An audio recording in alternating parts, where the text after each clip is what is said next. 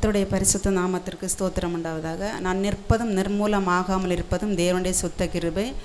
இந்த இடத்துல இந்த 2024 வருடத்தின் இந்த 6வது மாதத்தின் இந்த முதல் நாளிலே தேவன் என்னை ஒரு சாட்சியாக அந்த இடத்துல நிறுத்தினது கிருபைக்காக அந்த தேவனை ஸ்தோத்தரிக்கிறேன். கடந்த ஏப்ரல் மாதம் இந்த கூட்டத்திற்கு என்னால் வர முடியவில்லை. அதற்கு முன்பதாக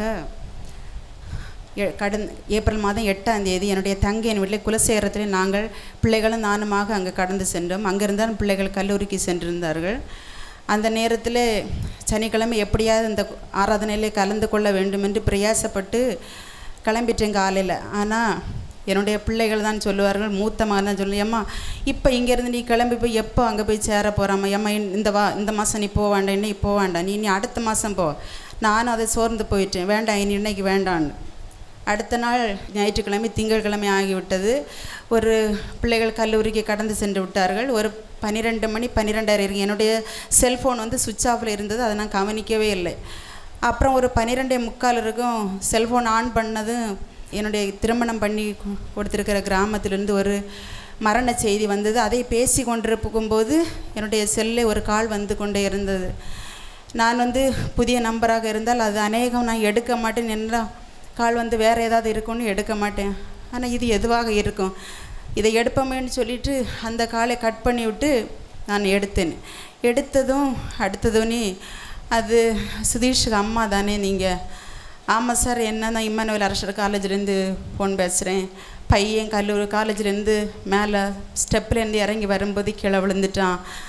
பின்னால் தலையில் தையல் போட்டிருக்கான், 5 தையல் போட்டுருக்கேன். எங்கள் ஹாஸ்பிட்டலில் தான் அவன் படிப்பது பிஃபார்ம் படிச்சுட்ருக்கான். அதனால் அங்கே மருத்துவமனை உண்டு, அங்கே தான் தையல் போட்டுருக்கேன். ஒன்றும் இல்லை, நீங்கள் பயப்படாதீங்க. தூக்கி வாரி போட்டது எனக்கு. காலையில் பிள்ளைகள் கல்லூரிக்கு வண்டியில் தான் சென்றார்கள். போகும்போது மனசுக்குள்ளாலே ஒரு பயம் போல், எனக்கு ஏதோ ஆகிவிடுமோன்னு அப்படி எனக்குள்ளாலே ஒரு பயங்கர பயம் இருந்து கொண்டே இருந்தது.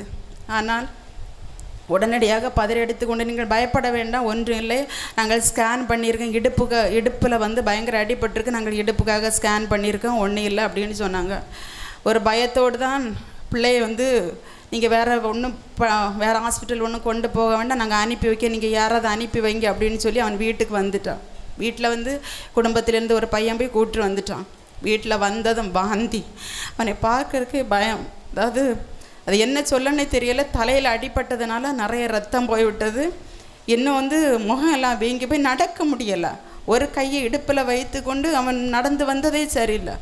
வந்ததும் கட்டில் படுத்துட்டான். ஒரே வாந்தின்னு சொன்னோன்னே எனக்கு பயங்கர பயம். ஏன்னா ஒரு மனிதன் தலையில் அடிபட்டு மருத்துவமனைக்கு சொல்லும்போது முதலாவது டாக்டர் கேட்குற கேள்வி வாந்தி எடுத்தீங்களா அப்படின்னு தான் கேட்பாங்க. இது என்னுடைய மனசுக்கு உள்ளாத பயந்து போய் உடனடியாக நான் மார்த்தாண்டத்திலே சாலமன் மருத்துவமனையில் உடனடியாக ஒரு பொருத்தனையோடு கடந்து சென்றேன். ஏசப்பா, இது என்ன செய்வது என்று சொல்லி உடனடியாக ஸ்கேன் எடுத்து அந்த மருத்துவமனையிலேருந்து ஸ்கேன் எடுக்க அனுப்பிவிட்டார்கள். ஏசப்பா, என்னுடைய பிள்ளைக்கு ஒன்றுமே இருக்கக்கூடாது, அந்த ஸ்கேன் எடுக்கிறதுல ஒன்றுமே இருக்கக்கூடாதுன்னு பொருத்தனையோடு ஜெபித்தேன். நாங்கள் 5 மணிக்கு ஸ்கேன் எடுக்க கடந்து சென்றோம். ஆனால் ஒரு 8 மணிக்கு ரிப்போர்ட்டு கிடைத்தது, ஒன்றுமே இல்லை என்று. ஆனால் பலத்த அடி, பின்னால் தலையில் 5 தையல் போடுகிற அளவுக்கு பலத்த அடி, பிளட்டு நிறைய போய்விட்டது, இடுப்பில் பலத்த அடி. ஆனால் தேவன் இன்றைக்கு நல்ல சுகமாக என்னுடைய பிள்ளையை வைத்திருக்கிறார். நான் அதற்காக இந்த சாட்சியை எனக்கு சொல்லுகிறேன் என்றால், நான் சொல்ல வேண்டியது எல்லாமே பாச சொல்லிட்டாங்க. ஏன்னா அது எனக்கும் பொருந்தும். நான் அன்றைக்கு இந்த இடத்துல நான் வந்திருந்தேன் என்றால் அப்படி நடந்திருக்கவே வாய்ப்பு இல்லை. அது உண்மை, பாச சொன்னேன். அதனால் எந்த அளவுக்கு நான் முயற்சியாக இந்த இடத்துல கஷ்டத்தோடு இந்த இடத்துல நாம் வர வேண்டும் என்று நினைத்தால் கண்டிப்பாக நாம் வந்துவிட வேண்டும். தேவன் மட்டுமா என்னுடைய குடும்பத்தை நடத்தி கொண்டிருக்கிறார். என்னுடைய சாட்சியை முடிக்கிறேன். கர்த்தருடைய பரிசுத்த நாமம் மகிமைப்படுவதாக. ஒரு சிறிய ஜெபத்தோடு கூட நாம் அவருடைய வார்த்தைகளுக்கு நேராய் கடந்து செல்லலாம். சர்வ வல்லமை நிறைந்த எங்கள் அன்பின் பரலோக தகப்பனே, இந்த மாதம் கூட கடந்த 5 மாதங்களையும் ஒரு தகப்பனை விட மேலாக எங்களை சுமந்து, ஒரு தாயை விட மேலாக தேற்றி நீர் எங்களை வழிநடத்தி வந்த மேலான கிருபைகளுக்காய் கோடி நன்றிகளப்பா. இந்த மாதமும் கூட குறிப்பாக ஆண்டவரே, இந்த 6வது மாதத்திலும் நீர் எங்களுக்கு கொடுத்த ஒரு வாக்குத்தத்தம், அளக்க முடியாத ஆசீர்வாதங்களை கொடுப்பேன் என்று சொல்லி தெளிவாக பல முறை அடிமைக்கு நீர் உணர்த்தினபடியினால், வெளிப்படுத்தினபடியினால், தகப்பனை மந்தைகளின் நிலைகளை மேய்ப்பன் அறிவார் என்கிற வசனத்தின்படி, வார்த்தைகளின்படி வந்திருக்கிற மக்கள் இதுவரையிலும் 2 மடங்கு 100 மடங்கு 1000 மடங்கு என்று ஆசீர்வதிக்கப்பட்டிருக்கலாம். ஆனால் இனி இவர்கள் அளக்க முடியாத அளவு, எண்ண முடியாத அளவு ஆசீர்வதிக்கப்பட போகிறார்கள் என்கின்ற வார்த்தைகள், வாக்கு தத்தத்திற்காக கோடி நன்றிகள் அப்பா. அந்த வாக்கு தத்தம் யோசேப்பின் வாழ்க்கையில் நிறைவேற்றி கொடுத்தீர், ஆபிரகாமினுடைய வாழ்க்கையில் நிறைவேற்றி கொடுத்தீர். அதை போன்று ஆண்டவரே இயேசு அப்போஸ்தலனாகிய பவுலுடைய வாழ்க்கையில் நிறைவேற்றி கொடுத்தீர். பிதாவாகிய தேவன் இயேசுவனுடைய வாழ்க்கையில் நிறைவேற்றி கொடுத்ததை நாங்கள் பரிசுத்த வேதாகமத்திலே பார்க்கின்றோம் அப்பா. எல்லாவற்றையும் நாங்கள் தியானிக்க நேரம் இல்லாமல் இருந்தாலும் எங்கள் தகப்பனே யோசேப்பை குறித்து நாங்கள் சில காரியங்களை ஆண்டவரே அறிந்து கொண்டு நாங்கள் அளக்க முடியாத ஆசீர்வாதங்களை பெற்றுக்கொள்ள வேண்டுமானால் என்ன செய்ய வேண்டும் என்று அறிந்து கொண்டு தொடர்ந்து செயல்பட நீர் கிருபை தந்து வழி நடத்துங்கப்பா. நீர் சொன்னீரல்லவா, மனிதன் அப்பத்தினாலே மட்டுமல்ல என்னுடைய நாவிலிருந்து புறப்படுகிறதான ஒவ்வொரு வார்த்தைகளினாலும் பிழைப்பான் என்று சொன்னீரே. அப்படிப்பட்ட வார்த்தைகளை எங்களுக்கு கொடுத்து இந்த மாதம் முழுவதும் அப்பா ஆண்டவரே எலியாவுக்கு கொடுக்கப்பட்ட உணவு 40 நாட்கள் பயன்பட்ட விதமாக இந்த நாளிலே கிடைக்கிற ஆவிக்குரிய மன்னா ஆண்டவரே இந்த மாதம் முழுவதும் எங்களை வழி நடத்தி அடுத்த மாதத்தில் ஏராளமான சாட்சிகளை அப்பா நீர் கொண்டு வந்து நிறுத்த போகிறதற்காக நன்றி. தொடர்ந்து அப்பத்தையும் தண்ணீரை எங்களுக்கு ஆசீர்வாதத்தை கொடுங்க. வியாதிகளை எங்களை விட்டு மாற்றுங்க. கடன் பிரச்சனைகளிலிருந்து ஒரு விடுதலை தாங்க. பொருளாதார செழிப்பை கட்டளையிடுங்கப்பா. ஆவிக்குரிய சகல ஆசீர்வாதங்களினாலும் நேரங்களை நிரப்பி நடத்துங்கப்பா. தீர்க்கதரிசிகளாக ஒவ்வொருவரையும் தீர்க்கதரிசிகளாக மாற்றுங்க ஆண்டவரே. சொப்பனங்கள் மூலமாய் நீர் பேசுங்க ஆண்டவரே, உணர்த்துங்கப்பா ஆண்டவரே. நீர் அப்படி செய்ய போகிறதற்காய் கோடி நன்றிகள் அப்பா. தொடர்ந்து நீங்கள் வழி நடத்துங்க. ஆசீர்வாதம் இயேசுவின் நாமத்தில் பிதாவே, ஆமென். ஹல்லேலூயா. கர்த்தருடைய பரிசுத்த நாமம் மகிமைப்படுவதாக. எனக்கு அன்பான தேவனுடைய பிள்ளைகளே, இந்த நாளிலும் கூட நமக்காக ஜெபித்து கொண்டிருக்கும் பொழுது கர்த்தர் கொடுத்த வாக்குத்தத்தம் என்னவென்றால் அளக்க முடியாத ஆசீர்வாதம். சொல்லுங்கள், அளக்க முடியாத ஆசீர்வாதத்தை நமக்கு தந்து நம்மை வழிநடத்த போகிறேன் அப்படின்னு ஆண்டவர் சொன்னதுனால தான் அந்த தெளிவாக அந்த வசனம் பாருங்கள். 48:9 அந்த பஞ்ச காலம் முடிகிறது. அந்த காலங்கள்லாம் இன்னும் மேலே சொல்லப்பட்டிருக்கிறது. பரிபூரணமுள்ள 7 வருஷங்களிலும் பூமி மிகுதியான பலனை கொடுத்தது. ஹல்லேலூயா. அந்த வருஷங்கள் என்கிற இடத்துல மாதங்கள் என்று எடுத்துக்கொள்ளலாம். ஒவ்வொரு வசனங்களுக்கும் ஒவ்வொரு அர்த்தங்கள் உண்டு. கர்த்தருடைய சொற்கள் மண்குகையில் 7 தரம் உருக்கி புடமிடப்பட்ட வெள்ளிக்கு ஒப்பான சுத்த சொற்களாக இருக்கிறது. அதை போன்று 1 கொரிந்தியர் அப்போஸ்தலனாகிய பவுல் என்ன எழுதுகிறார் என்றால், பரிசுத்தவான்கள் ஆவிக்குரியவைகளோடு சம்பந்தப்படுத்தி காண்பிப்பார்கள். பாருங்கள், இங்கே 7 ஆண்டுகள் என்று எழுதப்பட்டிருக்கிறது, அல்லது 7 வருடங்கள் என்று எழுதப்பட்டிருக்கிறது.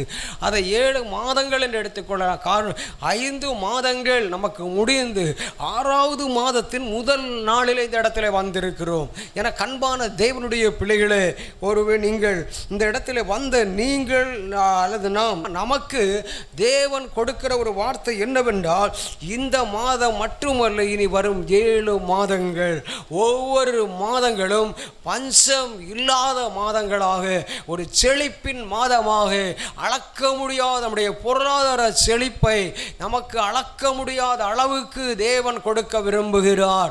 நமக்கு தேவன் அப்படிப்பட்ட ஒரு ஆசீர்வாதம் தர விரும்பும். பாருங்கள், பரிபூர்ணமுள்ள 7 வருஷங்களிலும் பூமி மிகுதியான பலனை கொடுத்தது.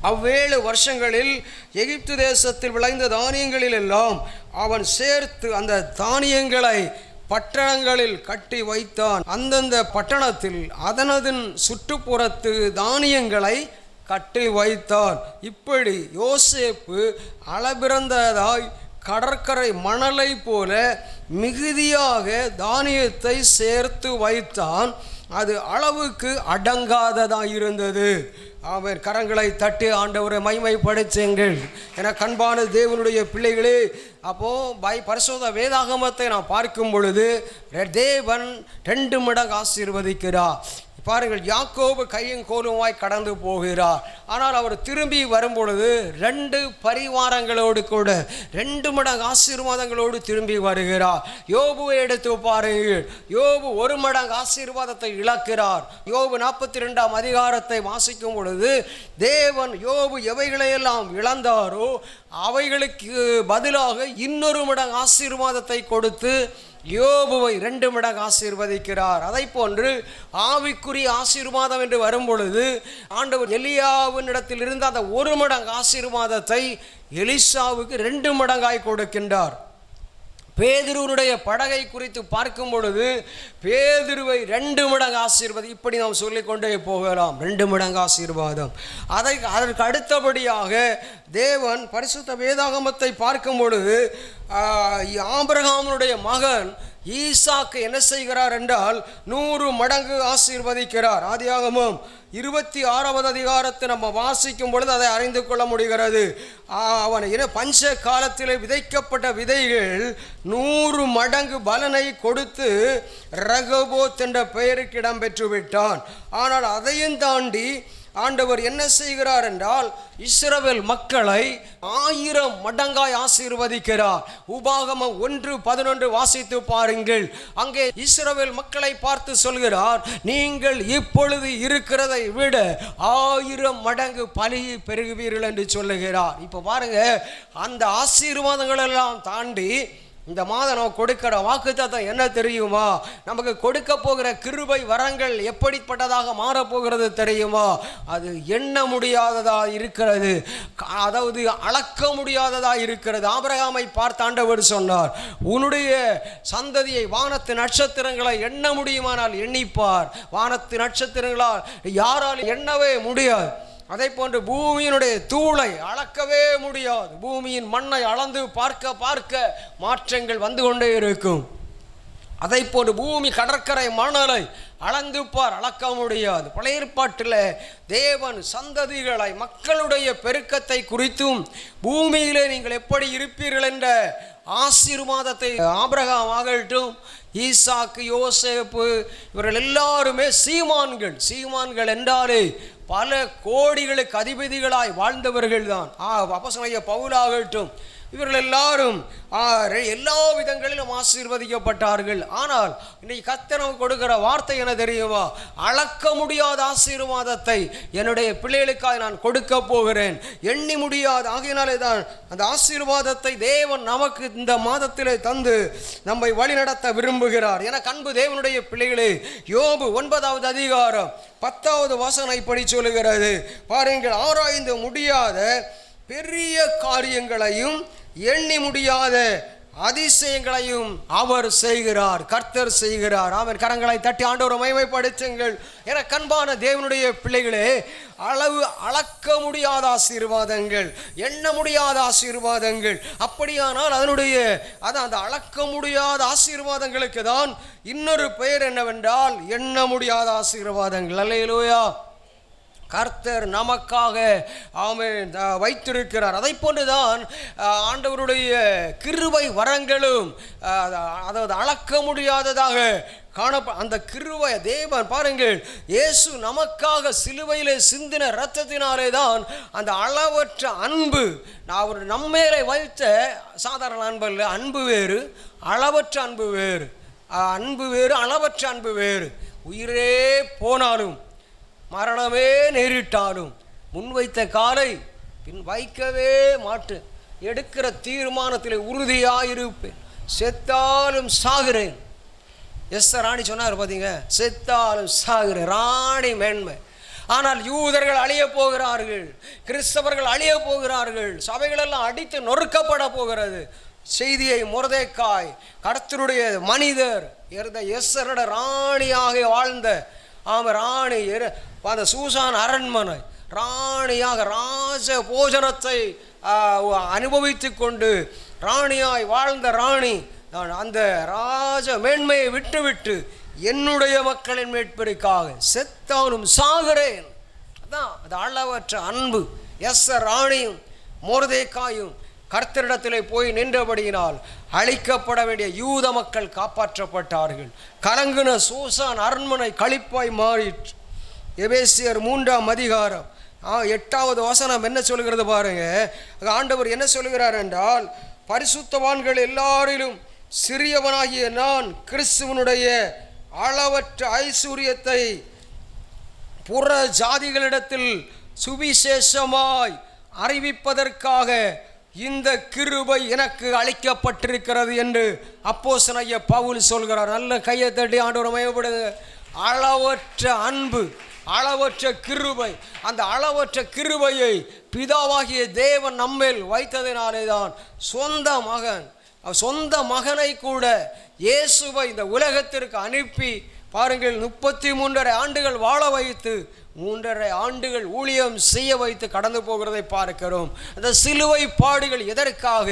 நாம் செய்த பாவங்கள், அக்கிரமங்கள், நமக்குள்ளே காணப்படுகிற சாபங்கள், சாவ கட்டுகள், நரகத்துக்கு போக வேண்டிய அந்தகமும் அக்கினியும் எரிகிற அந்த அக்கினி கடலிலே பங்கடைய வேண்டிய நம்மை இயேசு அவருடைய அளவற்ற அன்பினால், இயேசு தன்னை ஒப்பு கொடுத்ததினால், சிலுவைக்கு ஒப்பு கொடுத்ததினால், அந்த சிலுவையில சிந்தின ரத்தம் நம்மை அந்த நாம் பாவிகள் அல்லது நாம் சாபம் உள்ளவர்கள் என்கிற அந்த நிலையிலிருந்து நம்மை வெளியே கொண்டு வந்து நித்திய காலமாக மனமகிழ்ச்சியும் ஆசீர்வாதமான இடத்திலே தேவன் நம்மை வைக்க சித்தம் கொண்டு விட்டார். ஹல்லேலூயா. ஆகையினால தான் அவர் ரட்சித்து இந்த இடத்துல நம்மை கொண்டு வந்திருக்கிறார். இல்லைன்னா எனக்கு நிச்சயமாக கொண்டு வந்திருக்க மாட்டார். அப்படின்னா நம்மை இயேசு நம்மை பாருங்க, இயேசு தன்னை அர்ப்பணித்து சிலுவைக்கு ஒப்பு கொடுத்து அவர் இந்த பூமியிலே ஊழியம் செய்து இப்பொழுது பிதாவினுடைய வலது பக்கத்திலே அமர்ந்து கொண்டிருக்கிறார் என்றால் நம்மை ரட்சித்த இயேசுவுக்காக, அவரை அனுப்பின தகப்பனாகிய பிதாவுக்காக நீங்களும் நானும் என்ன செய்ய போகிறோம்? அவர் அளவற்ற அன்பை, அந்த ஐஸ்வர்யத்தை, அவருடைய ஐஸ்வர்யம் எவ்வளோ அழகா, இந்த இயேசு எவ்வளோ அழகா இருந்தார், அவருடைய அழகு அலங்கோலமாய் மாறிவிடும் அளவுக்கு சிலுவையில் பாடுகளை அனுபவித்தார். ஆனாலும் அவர் அந்த பாடுகளிலிருந்து ஒருபோதும், அந்த சிலுவையிலிருந்து அவர் மறுதளிக்கவே இல்லை. அவ்வளோ ஒரு ஆச்சரியமான தேவன் பாருங்க. ஹல்லேலூயா. ஆகையினால் நம்முடைய வாழ்க்கையில் அவர் நம்மை அளவற்ற அன்பினாலே அரவணைத்து ரட்சித்ததுனால என்ன நடக்கிறது? நரகத்துக்கு நீங்களாக்கி பரலோகத்திற்கு நாம் சொந்தக்காரலாய் மாறுகிறோம். ஆமென். அப்படிப்பட்ட ஒரு பெரிய கிருபையை கர்த்தர் நமக்காய் கொடுத்ததற்காய் கரங்களை தட்டி ஆண்டவரை மகிமைப்படுத்தலாமா? சரி, யோசேப்பு இந்த ஆசீர்வாதத்தை பெற்றுக்கொள்வதற்கு என்ன காரணம் அப்படிங்கிற ஒரு 5 காரியங்கள் யோசேப்பின் வாழ்க்கையில் இருந்தது. முதலாவதாக அவர் என்ன செய்கிறார் என்றால், தன்னை குடும்பத்தின் நபர்கள் பாருங்க, அந்த குடும்பத்தின் நபர்களே என்ன செய்கிறார்கள்? அந்த கடைசி மகனாய் பிறந்ததினாலே தகப்பனார் என்ன செய்கிறார்? ஈசாக் என்ன செய்கிறார் என்றால், மகனுக்கு ஒரு பலவர்ண அங்கியை உண்டு பண்ணி அணிவித்தார். இதை பார்த்தவுடனேயே சகோதரர்களுக்கு பொறாமை ஏற்பட்டு விட்டது. உடனடியாக அதற்கு அடுத்த கட்டமாக சொப்பனத்தின் அர்த்தம் இதெல்லாம் பெயர் யோசேப்பினுடைய இன்னொரு பெயரே அவன் சொப்பனக்காரன். ஆகையினாலே நிச்சயமாய் கர்த்தர் நம்மோடு பேசுவார். ஒரு காரியம் உங்களுக்கு எந்த ஒரு பிரச்சனையா இருந்தாலும் ஒருவேளை அவர் சொப்பனத்தின் மூலமாக, நீங்கள் இரவில் நித்திரை செய்யும் பொழுது சொப்பனத்தின் மூலமாய் பேசுவார். இல்லைன்னா நீங்கள் பகலில் ஜெபம் பண்ணிட்டு இருக்கிற நேரத்தில், இல்லை பகலில் இரவாகலாம் பகலாகலாம், ஜெபிக்கிற நேரத்தில் தரிசனமாய் உங்களோடு பேசுவார். சில நேரங்களில் வசனங்களை கொண்டு பேசுவார், சில நேரங்களில் வாக்குத்தத்தங்களை கொண்டு பேசுவார். ஒன்றுமே இல்லையா, டிவி உங்கள் வீட்டில் வரக்கூடிய டிவி ஆன் பண்ணுங்க, அதில் நீங்கள் நிச்சயமாக ஏதாவது ஒரு மனிதனை கொண்டு உங்களோடு பேசுவார். ஒன்றும் இல்லையா, பைபிளை திறந்து வாசிங்க, கர்த்தர் உங்களோடு பேசுவார். இல்லைன்னா உங்களுக்கு தெரிந்த ஊழியக்காரர், அவரிடத்துல எனக்கு இப்படி ஒரு பிரச்சனையாக இருக்குது, இதுக்கு என்னதான் வழி அப்படின்னு கேளுங்க, ஒரு ஜெபம் பண்ணி உங்களுக்கு பதில் கொடுப்பார். இப்படி தேவன் நம்மை சுற்றிலும் ஏராளம் காரியங்களை வைத்திருக்கிறார். இதெல்லாம் இருக்கும் பொழுது கர்த்தர் என்னோடு, ஆனால் ஒரு காரியம் அதை மனதில் வைத்துக் கொள்ளுங்கள், கர்த்தர் உங்களோடு பேச வேண்டுமானால் 2ஆம் வானத்தை நீங்கள் தாண்ட வேண்டும். பவுலடிகளார் 3ஆம் வானம் வரையிலும் சென்றார். ஆகையினாலே தான் ஒரு சர்வசாதாரணமாக பாருங்க, 3 மிகப்பெரிய மிஷனரி பயணம், ஐயோ, யாரால் முடியுதெல்லாம்? இத்தனை 14 நிருபங்களை எழுதி பரிசுத்த வேதாகமத்தினுடைய ஒரு கின்னஸ் சாதனையாளராய் மாறி இருக்கிறார். இயேசுவை பாருங்க, எவ்வளவு காரியங்களை பண்ணி இருக்கிறார். ஆகையினால எனக்கு அன்பு தேவனுடைய பிள்ளைகளே, நிச்சயமாக முதல் காரியம் என்ன அப்படின்னா, அவர் என்னதான் நமக்கு யார் எதிரியாக நமக்கு எழும்பி வந்தாலும், நமக்கு எதிராக யார் என்ன செய்தாலும் அவர்களை நேசிக்கக்கூடிய, அன்பு செலுத்தக்கூடிய ஒரு பக்குவத்தை உருவாக்கி கொள்ள வேண்டும். எடுத்துக்காட்டு யார்? யோசேப்பு. யார் அவனை குழியில் கொண்டு போட்டாங்க? அடுத்த ஆளா? எதிரியா? இயேசுவை சொல்லிட்டார்ல, உன் வீட்டாரே உனக்கு சத்துரு. இயேசுவை கூட இருந்ததில் 2 பேரும் சத்துருவாக தான் மாறினாங்க. ஒருத்தர் தப்பிச்சிட்டார். யூதாஸ் காட்டி கொடுத்தாரு, நாண்டு கொண்டு செத்தார். பணம் மட்டும் கிடச்சிது. பணத்தை பணம் கையில் கிடச்சோட மனசாட்சி குத்தப்பட்டுச்சு. இப்போ தேவாலயத்தில் எரிஞ்சிட்டு நாண்டு கொண்டு செத்தார். முடிவடைஞ்சிது, வாழ்க்கை முடிஞ்சிட்டு. அவரும் கூட இருந்தவர் தானே. பேதுரு மறுதளிச்சார். ஆனாலும் வந்து மறுபடியும் காட்டி கொடுக்கிறதை விட பெரிய பாவம் தான் மறுதளிப்பது. ஆனால் வந்து மறுபடியும் வந்தார். வந்து மனங்காசந்து அழுததுனால கர்த்தர் கிருபையா ஈவா அவன் மேலே மனதுருகி இரக்கம் பாராட்டி அவன் மேலே கருணை காட்டி என்ன செய்தார்?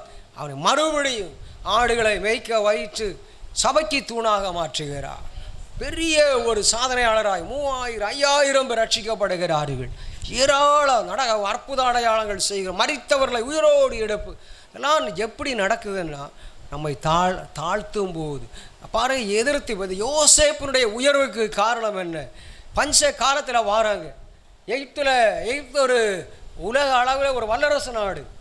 அந்த நாட்டில் இவர்கள் இங்கே அந்த நாட்டுக்கு தேவையான அவ்வளவு உணவுகளையும் ஒரு எபிரேய வாலிபனால் 30 வயதுடைய ஒரு எபிரேய வாலிபனால் உருவாக்கி வைக்க முடிந்தது. அவர் கொடுத்த சொப்பனத்தின் அர்த்தம் உருவாக்கி வைக்க தேவன் கிருபை கொடுத்தார். யோசேப்போடு கூட இருந்தார். காரணம் என்ன பாருங்க, இன்னொரு பக்கம் நீங்கள் பார்த்தீங்கன்னா, அதனால தான் அவர் அப்பா. ஆனால் யோசேப்பின் குடும்பம் எங்கே இருக்கிறது? எகிப்தில் கிடையாது, கானானில் இருக்கிறாங்க. அடுத்து கானானில் பஞ்சம் வருது. அங்கேருந்து மறுபடியும் வராங்க எகிப்துக்கு. வரும் பொழுது யாரையுமே எதிரியா பார்க்கவே இல்லை. மனங்கசந்த பயங்கர அணுக வந்துட்டு சகோதரங்களை பார்த்ததுக்கு அப்புறமா.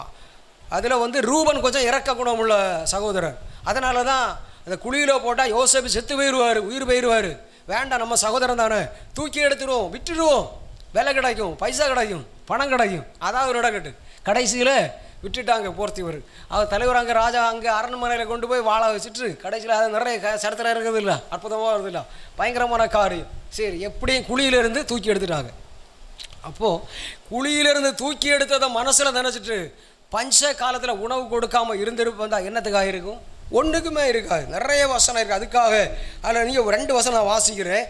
அவர்கள் சாக்குகளை தானியத்தால் நிரப்பவும், அவர்கள் பணத்தை திரும்ப அவனவன் சாக்கிலே போடவும், வலிக்க வேண்டிய ஆகாரத்தை கொடுக்கவும் யோசேப்பு கட்டளையிட்டான். அப்படியே அவர்களுக்கு செய்யப்பட்டது. அவர்கள் அந்த தானியத்தை தங்கள் கழுதையின் மேல் ஏற்றிக்கொண்டு அவ்விடம் விட்டு புறப்பட்டு போனார்கள். இப்போ என்னவா வராங்க? யோசேப்பினுடைய சொந்த தாய் தகப்பன், குடும்பத்தின் சகோதரர்கள் எல்லாரும் பணத்தோட வராங்க. எதுக்கு? பஞ்சம், உணவு வேணும். அந்த பணத்தை திருப்பியே கொடுத்து அனுப்புகிறார். பாருங்க 35வது வசனம். அவர்கள் தங்கள் சாக்குகளில் உள்ள தானியத்தை கொட்டுகையில் இதோ அவனவன் சாக்கில் அவனவன் பணமுடிப்பு இருந்தது. அந்த பணமுடிப்புகளை அவர்களும் அவர்கள் தகப்பனும் கண்டு பயந்தார்கள். ஆசீர்வாதங்களை கண்டு பயப்படும் அளவுக்கு யோசேப்பை கர்த்தர் உருவாக்கி வைத்திருந்தார். இன்னைக்கு நல்ல நம்புங்க, உங்களுக்கு எதிரி யார் இருக்கிறார்களோ அவர்கள் நீங்கள் ஆசீர்வாதமாக இருக்கிறீர்கள் என்பதை அறிந்து கொள்வதற்காக உதவி செய்யுங்கள். யோசேப்பினுடைய உயர்வுக்கு ஒரு காரியம், சத்துரு சொந்த வீட்டின் சகோதரர்களையே குடும்பத்தையே நேசித்து என்ன செய்தான் என்றால், அவன் அந்த பஞ்ச காலத்தில் எல்லாரும் பணத்திற்கு தான் எகிப்து நாட்டிலே உணவுகளை விற்று 7 ஆண்டுகள் பஞ்சம். ஆனால் பட்டணங்களில் தானியேல் கூட இருந்தவர்கள் சேர்த்து வைத்தார்கள். ராஜா சொல்லிட்டார், பார்வோன் சொல்லிட்டார், ஜனாதிபதி சொல்லிட்டார், பிரதமர் சொல்லிட்டார், இனி 7 ஆண்டு பஞ்சம் தாப்பா நடக்கும். இதில் யார் உங்களுக்கு என்ன வேணாலும் என்ன கேட்கக்கூடாது. ஏன்னா நாங்கள்ட சொப்பனத்துக்கு அர்த்தம் சொல்கிறது இந்த நாட்டில் ஒருத்தருமே இல்லை. பிறகுலாம் நீ எது என் கூட இருந்த எதுக்கு வேண்டாம். அங்கே ஒரு ஆண்டவருடைய பிள்ளை இருக்கான், கர்த்தருடைய பிள்ளை இருக்கிறான், அவன் யோசேப்பு, அவன் எபிரேய வாலிபன். அவனிட கேளுங்க, அவன் என்ன சொல்கிறானோ அதன்படி செய்யுங்க. என்னுடைய 2வது ரதம் அவனுக்காய் கொடுக்குறேன், என்னுடைய முத்திர மோதிரத்தை அவனுக்கு கொடுக்குறேன். அவனுக்கு இருந்த அந்த மெல்லிய அந்த அந்த என்ன பலவர்ண அங்கி, அழகாய் தகப்பனாராலே செய்யப்பட்டு கொடுத்த அங்கியை கலட்டி சகோதரர்கள் பொறாமைப்பட்டு வீசி கிழித்து விட்டார்கள் ஆளாளு வாக்கில். கடைசியில் பார்த்தீங்கன்னா ஒரு மெல்லிய வஸ்திரத்தை பார்வோன் யோசேப்புக்கு கொண்டு கொடுக்கிறது நம்ம பார்க்க 42வது அதிகாரத்தில் இதெல்லாம் இருக்குது, நீங்கள் வாசித்து கொள்ளுங்கள் பின்பு. சரியா? இதெல்லாம் அதனால் யார் என்னன்னாலும் எல்லாத்துக்கும் யோசேப்பு தான். இப்போ உங்களுக்கு எல்லாம் எதுக்குன்னாலும் யார் தான்? நான் கிடையாது, கர்த்தர் தான். எத்தனை பேர் சந்தோஷமாக இருக்கிறீங்க? நாங்கள் ஏதோ ஒரு சூழ்நிலையில் உங்களால் முடியலை அப்படின்னு சொன்னால் கட்டாயம் உங்களுக்கு ஜெபம் பண்ணுவோம். ஆனாலும் ஜெபிக்க வேண்டியது எங்கள் கடமை, ஜெபிப்போம். ஆனால் நீங்கள் கர்த்தரோட பேசி வழி நடத்தப்பட்டு கொண்டிருந்தீர்கள் என்றால் அதை போல பரலோக பாக்கியம் வேறு எதுவுமே இல்லை. 2ஆம் வானத்தை தாண்டி விடுவீர்கள். வான மண்டலங்களில் உள்ள பொல்லாத ஆவிகளை தாண்டி மேலே வந்துடுவீங்க. ஃபஸ்ட்டு என்னன்னா குழியில் போட்ட குடும்பத்தினவர்களுக்கு உதவிக்கரமாய் மாறினான். சரியா? 2வது பாயிண்ட் என்ன அப்படின்னா, அவன் இது நிமித்தமாக நல்ல ஒரு சாட்சியையும் கூட பெற்றுக்கொள்ளுகிறான் பார்வோன் நிமித்தமாக. எப்படின்னா இவனை மாதிரி விவேகமும் ஞானமும் உள்ள, நம்ம வாசிச்சு அந்த வசனம் இல்லையா, விவேகமும் ஞானமும் உள்ள ஒருவர் பார்வோன் சாட்சி கொடுக்கிறான். பாருங்க, பார்வோன் யோசேப்பை நோக்கி, தேவன் இவைகள் எல்லாவற்றையும் உனக்கு வெளிப்படுத்தி இருக்கிறபடியால் உன்னை போற விவேகமும் ஞானமும் உள்ள வேறு ஒருவனும் இல்லை எகிப்து நாட்டில். நல்ல சூப்பர் சாட்சி பார்த்தீங்களா? டெஸ்டிமனி, நல்ல ஒரு சாட்சி பெற்றுக்கொள்ளுங்கள். நீங்கள் வேலை பார்க்குற இடத்துல, குடும்பத்தில், ஊழியத்தில், நிச்சயமாக நான் வேலை பார்த்த இடத்துல என்னை யாருமே விட மாட்டாங்க.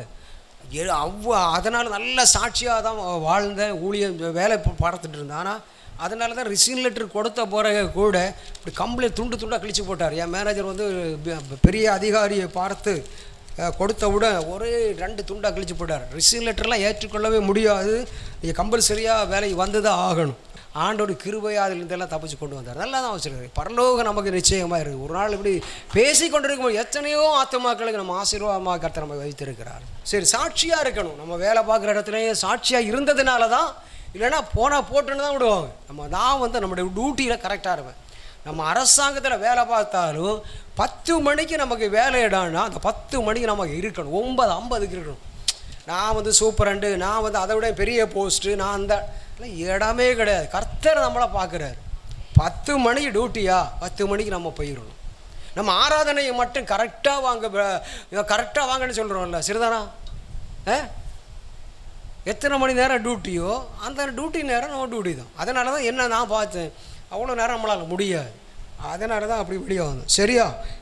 நல்ல சாட்சி உள்ளவர்களுக்கு யோசேப்பு சாட்சியோடு கூட வாழ்ந்தார். 3வதாக விவேகமும் ஞானமும் உள்ளவராய் வாழ்ந்தார். 4வதாக பரிசுத்தமாய் வாழ்ந்தார். இல்லையா? அப்போ விவேகம் ஞானம் இருந்ததுனால தான் சொப்பனத்தினுடைய அர்த்தத்தை சொல்ல முடியாது. அடுத்து பரிசுத்தமாக அந்த யோசேப்பினுடைய நம்ம நல்லா தெரியும் இல்லையா, ராஜாவினுடைய மனைவி அவன் யோசேப்பினுடைய வஸ்திரத்தை அவர் பிடிக்கிறார், அவர் அதை விட்டு விலகி ஓடுகிறார். இதெல்லாம் வந்த உடனே நல்லா நேர தலைகளாக சொல்லி கொடுத்துட்டாங்க. பாருங்கள், நீங்கள் பிடிச்சிட்டு வந்த அந்த எபிரேய வாலுவன் என்னோட தப்பாக நடக்க வந்தோம் பாருங்கள், இப்போ அவனுடைய சட்டை வஸ்திரத்தை நான் பிடித்தேன், பாதி துண்டு என் கையில், பாதி துண்டு அவன் கையில். கடைசியில் அப்படியே ஓகே, நீ என்ன வேணாலும் தப்பு சொல்லு, எனக்கு அப்படி பிரச்சனையே கிடையாது. நான் உண்மையாக இருக்கிறேன், நான் சாட்சியாக இருக்கிறேன், நான் தூய்மையாக இருக்கிறேன், நான் பரிசுத்தமாக இருக்கிறேன், நான் ஹோலியாக வாழ்கிறேன். சிறைச்சாலையில் கொண்டு கட்டளை கொடுத்துட்டாரு. போட்டாங்க சிறையில். கடையில் சிறையிலையும் முடியலை. அங்கே இருந்து கர்த்தர் வெளியே கொண்டு வந்து விட்டார்.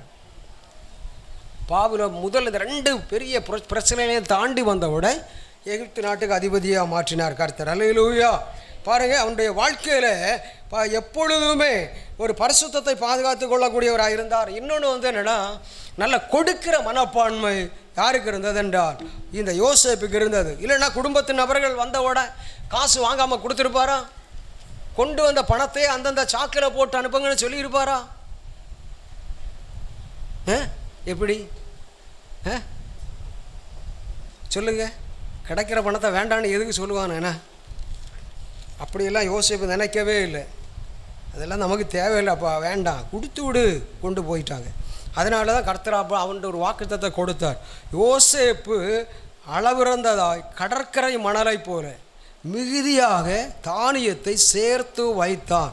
அது அளவுக்கு அடங்காததாய் இருந்தது. அப்போ மிகுதியாய் தானியத்தை சேர்த்து வைத்தான், மீதி எடுத்தான். கைதட்டி நல்லா ஆண்டவர் மையப்படுத்துங்க, கைதட்டி நல்ல. மிகுதியாய். நம்ம எப்பவுமே 2 மீன் 5 அப்பம் தான் நமக்கு ஓடி வரும். ஏசப்பா 5000 குடும்பத்துக்கு கொடுத்து மீதி 12 கூடை நிறைய எடுக்க வைத்தார். இப்போ இங்க என்ன செய்கிறாராம்? மீதி எடுக்க வைக்கிறாரா இல்லையா? சொல்லுங்க, மீதி எடுக்க வைக்கிறாரா இல்லையா? வைக்கிறார் தானே. அந்த வாக்குத்தத்தம் நிறைவேறதுக்காக ஜெபம் பண்ணுங்க. ஆதியாகமம் 42:49 சரியா? அதனுடைய 42வது அதிகாரம் 45வது வசனம். பார்வோன் யோசேப்புக்கு சாப்நாத் பன்னேயா என்கிற பெயரை இட்டு பெயரை மாற்றி ஓன் பட்டணத்து ஆசாரியனாகிய போத்திப்பிராவின் குமாரத்தியாகிய ஆஸ்நாத்தை அவனுக்கு மனைவியாக கொடுத்தான். யோசேப்பு எகிப்து தேசத்தை அதை சுற்றி பார்க்கும்படி புறப்பட்டான். ஆஸ்நாத்துக்கு மனைவியாக கொடுத்தான். அப்போ இதிலிருந்து என்ன தெரிந்து கொள்ளுகிறது என்றால், திருமண தடைகளை கர்த்தர் மாற்றப் போகிறேன் என்று சொல்லுகிறார். யாரெல்லாம் இங்கே திருமணம் பாருங்கள், யோசேப்புக்கு திருமண வாழ்க்கையை கொடுத்தவர் இந்த நாளிலே திருமண தடைகளை மாற்றி அற்புதம் செய்ய போகிற அப்படிங்கிற கரங்களை தட்டி ஆண்டவர் மயப்படுத்த பார்க்குறான். அடுத்ததாக ஆண்டவர் என்ன செய்ய போகிறார் என்றால், குழந்தை செல்வங்களை கொடுக்கிறார். பாருங்க 50வது வசனம் அதே அதிகாரம். பஞ்சமுள்ள வருஷத்துக்கு முன்னே யோசேப்பு, பஞ்சமுள்ள வருஷங்கள் வருவதற்கு முன்னே யோசேப்புக்கு 2 குமாரர்கள் பிறந்தார்கள். அவர்கள் ஒருவன் குமாரத்தின் ஆஸ்நாத்து என்பவனுக்கு பெற்றான். பாருங்கள், யோசேப்பு தன் வருத்தம் யாவையும் தன் தகப்பனுடைய குடும்பம் அனைத்தையும் நான் மறக்கும்படி தேவன் பண்ணினார் என்று சொல்லி மூத்தவனுக்கு மனாசே என்று பெயரிட்டான். கரங்களை தட்டி ஆண்டவர் மயப்படுத்துக. 2வது, நான் சிறுமைப்பட்டிருந்த தேசத்தில் தேவன் என்னை பலிக பண்ணினார் என்று சொல்லி இளையவனுக்கு எப்ராயிம் என்று பெயரிட்டார். அல்லேலூயா. இப்படி இந்த நாட்களில் பாருங்கள் 2 ஆண்டவர் அப்போ திருமண தடை மாறும், அதோடு குழந்தை செல்வங்களையும் தருவார். அல்லேலூயா. இங்கே பாருங்கள், குழந்தை செல்வங்களை யோசேப்புக்கு வருத்த சிறுமையை மாற்றினவர். உங்களுக்கு கொடுக்கப்பட்ட பிள்ளைகளை கொண்டு நீங்கள் சிறுமைப்படுத்தப்பட்டு கொண்டே இருக்கிறீர்களா அல்லது வருத்தப்படுத்தப்பட்டு கொண்டே இருக்கிறீர்களா?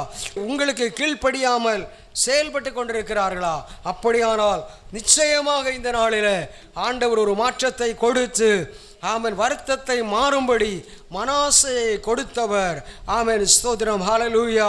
அதை போன்று அவன் சிறுமையை மாறினதற்கு அடையாளமாக இளைய மகனை எப்ராயிம் என்ற பெயரையும் கொடுத்து அற்புதகரமாகவும் ஆச்சரியகரமாகவும் வழிநடத்தின தேவன் இந்த நாளிலும் நம்மையும் நம்முடைய குடும்பத்தையும் வழிநடத்த போகிறார்.